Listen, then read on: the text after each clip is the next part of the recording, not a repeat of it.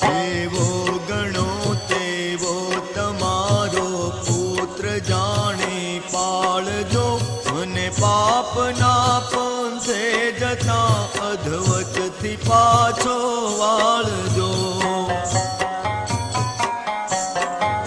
તારા વિના આ જગમાં મારું કોઈ નથી ઓ અંબિકા, ઉડતો બચાવવા બાળને સિંહે ચઢીને આવજો.